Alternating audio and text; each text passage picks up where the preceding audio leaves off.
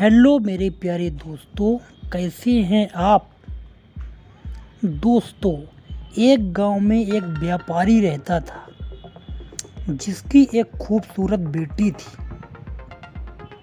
व्यापारी पर भारी कर्ज हो गया था और जिस व्यक्ति से उसने यह कर्ज लिया था वह बेहद चालाक और नीच स्वभाव का था। जब व्यापारी कर्ज चुकाने में असमर्थ हो गया तो वह व्यक्ति गांव वालों को बुलाकर व्यापारी के घर पहुंचा। उसने व्यापारी से कहा, अगर तुम मेरा कर्ज नहीं चुका सकते तो अपनी बेटी की शादी मुझसे कर दो। यह सुनकर व्यापारी चुप रह गया क्योंकि वह मजबूर था। इन सब बातों को घर में बैठी उसकी बेटी सुन रही थी।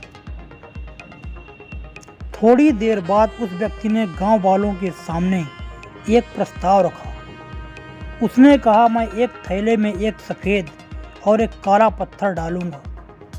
तुम्हारी बेटी को थैली में से एक पत्थर निकालना होगा। अगर वह सफ़ेद पत्थर निकालेगी तो कर्ज माफ़ हो जाएगा और मुझे उससे शादी नहीं करनी पड़ेगी। लेकिन अगर काला पत्थर निकला तो कर्ज माफ़ होगा लेकिन मुझे उससे शादी करनी होगी। व्यापारी की बेटी ने यह प्रस्ताव मान लिया और गांव के लोग भी सहमत हो गए।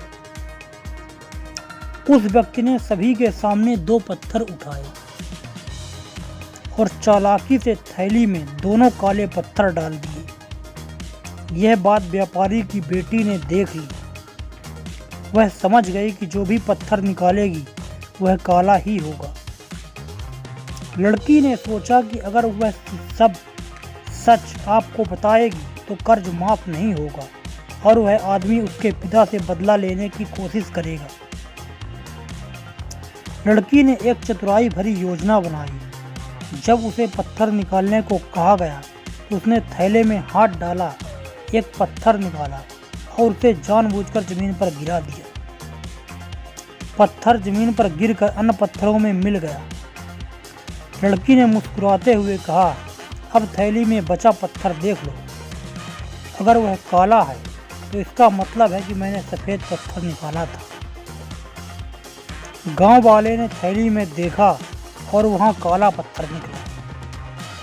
यह देखकर सभी ने मान लिया कि लड़की ने सफ़ेद पत्थर निकाला होगा। इस तरह व्यापारी का कर्ज माफ हो गया और उसकी बेटी को उस व्यक्ति से शादी भी नहीं करनी पड़ी। तो दोस्तों, इस कहानी के माध्यम से हमें क्या सीख मिलती है।